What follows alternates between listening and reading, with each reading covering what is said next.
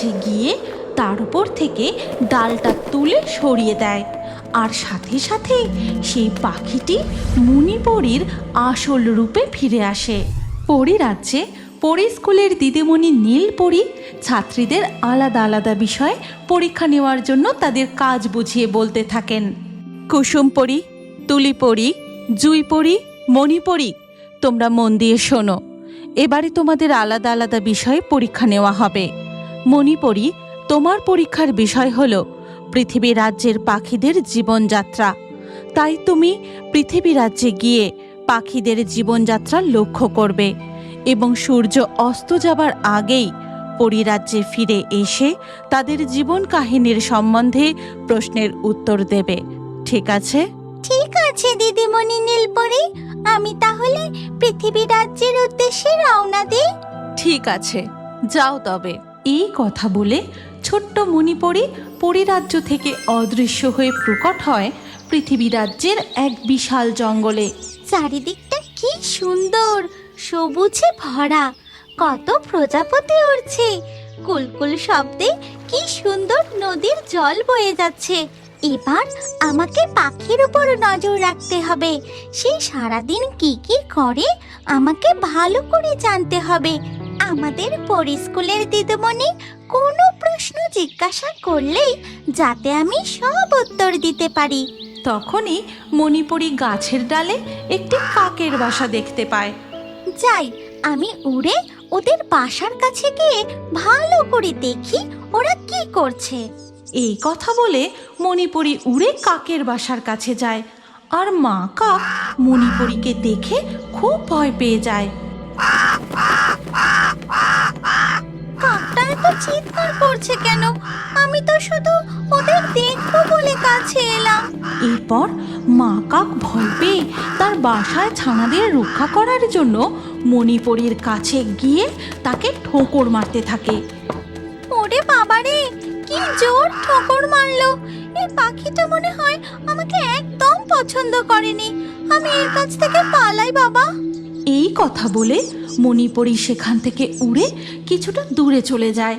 তখন সে হঠাৎ লক্ষ্য করে ওই পাখিটা কত বড়, কি সুন্দর দেখতে! ওর পালকগুলো কত রং বেরঙের। আমি এবার ওই পাখিটার কাছে গিয়ে দেখি।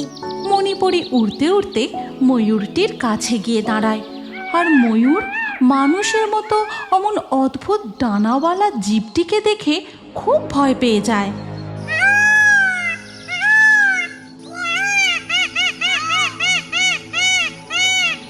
এই পাখিটাও এত চিৎকার করছে কেন? তাহলে কি এরও আমাকে পছন্দ হয়নি?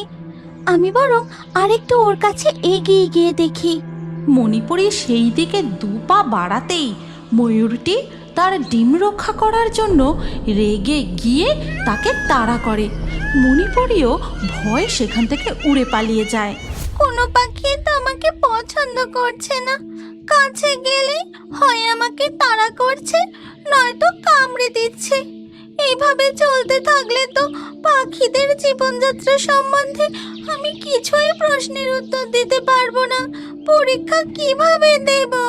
ঠিক তখনই মণিপরী লক্ষ্য করে গাছের ডালে একটি ছোট্ট হলুদ পাখির বাসার কাছে একটি সবুজ পাখি উড়ে এসে বসে এবং তারা নিজেদের মধ্যে অনেকক্ষণ গল্প করে। তারপর আবার সবুজ পাখিটি উড়ে চলে যায়। এই দেখে মণিপরী মনে মনে ভাবে, ও, বুঝতে পেরেছি। আমি পাখিদের থেকে অনেক বড় আর দেখতেও আলাদা, তাই হয়তো পাখিরা আমাকে দেখে ভয় পাচ্ছে। আমার কি করা উচিত সেটা আমি এবার বুঝতে পেরে গেছি। এই কথা বলে মণিপরী একটি লাল পাখির রূপ ধারণ করে। তারপর সে উড়ে গিয়ে বসে টুনি পাখির বাসার কাছে। তখন টুনি পাখি তাকে জিজ্ঞাসা করে, কে তুমি? তোমার নাম কি? তোমাকে তো আগে কখনো এই জঙ্গলে দেখিনি। আমার নাম মণি। আমি পাশের জঙ্গলে থাকি। এইখান দিয়েই উড়ে যাচ্ছিলাম, ভাবলাম তোমার সাথে একটু কথা বলি। আচ্ছা, তোমার নাম কি গো? আমার নাম টুনটুনি। সবাই আমাকে টুনি বলেই ডাকে। জানো মণি, আমি তিনটে ডিম দিয়েছি। খুব শীঘ্রই আমার বাচ্চারা ডিম ফুটে বেরিয়ে আসবে। এইভাবেই মণিপরী পাখির ছদ্মবেশে টুনি পাখির সাথে কথা বলতে থাকে। এর কিছুক্ষণের মধ্যেই আকাশে কালো মেঘ জমে, শু শু শব্দে হাওয়া বইতে শুরু করে। বাবা, বাইরে জোরে হাওয়া বইছে, চলো না আমরা জঙ্গল থেকে কিছু আম কুড়িয়ে আনি। না মা, এই ঝড়ে আম কুড়োতে যাওয়া একদম ঠিক হবে না। চলো না বাবা, কিচ্ছু হবে না। আম কুড়িয়ে কালকে হাটে বিক্রি করে যা পয়সা পাবে তা দিয়ে কিছুদিনের চাল হয়ে যাবে। চলো না বাবা। জেদ করে না মা, এমনই এক কালবৈশাখীর ঝড়ে আমি তোর মাকে হারিয়েছি।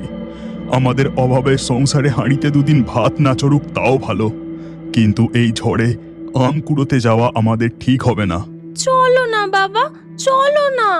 অনেকবার অনুরোধ করাতে তিতলির বাবা রাজি হয়ে যায়। ঠিক আছে, চল তবে। বাবা ও মেয়ে ব্যাগ হাতে নিয়ে তাদের মাটির বাড়ি থেকে বেরিয়ে জঙ্গলের দিকে হেঁটে যায়। বাপরে বাপ, কি জোরে ঝড় হচ্ছে! ওদিকে তখন লাল মণি পাখি টুনি পাখিকে বলে, হে কি হচ্ছে? চারিদিকে গাছপালা তো দুলছে কেন? এত জোরে জোরে হাওয়া দিচ্ছে কেন? আমার খুব ভয় করছে। ঝড় দিচ্ছে, তুমি ভয় পেও না। ডালে শক্ত করে বসো, না হলে যে তুমি পড়ে যাবে। ওই দেখো বাবা, ওই গাছের নিচে কত আম পড়েছে। তাড়াতাড়ি চলো, আমগুলো কুড়াই। তিতলি ও তার বাবা মিলে আম গাছের নিচ থেকে আম কুড়োতে থাকে। আর ওদিকে বন্ধু টুনটুনি পাখি, আমি যে নিজেকে ধরে রাখতে পারছি না। ঠিক তখনই একটা জোরে দমকা হাওয়ায় লাল মণি পাখি গাছের ডাল থেকে ছিটকে নিচে পড়ে যায়। তারপরেই একটা গাছের ডাল ভেঙে তার উপর পড়ে।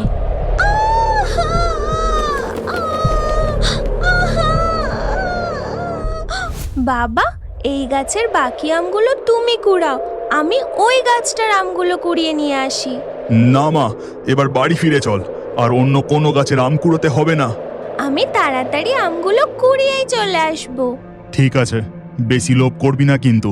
তিতলি কিছুটা এগিয়ে গিয়ে অন্য আরেকটি আম গাছের নিচ থেকে আম কুড়োতে যাবে, ঠিক সেই সময় সে দেখতে পায়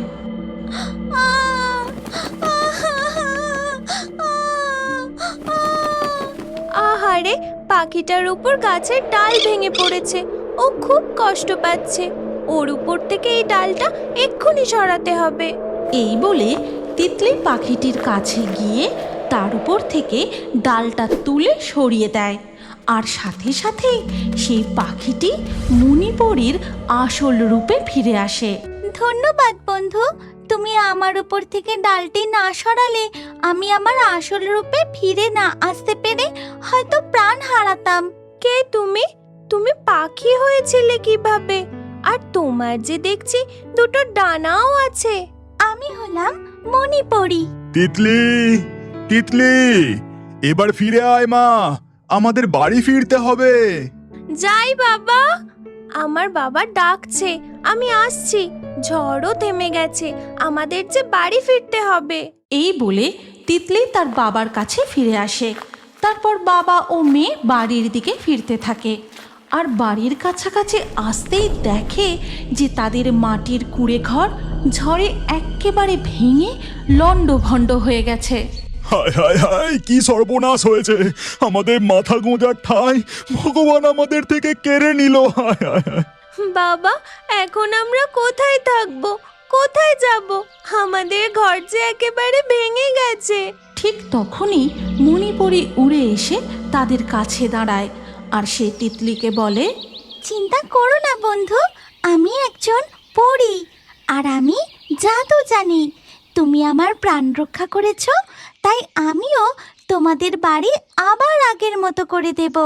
এই বলে মণিপরী জাদু করে তাদের লণ্ডভণ্ড হয়ে যাওয়া মাটির কুঁড়ে ঘরটি আবার আগের মতো করে দেয়।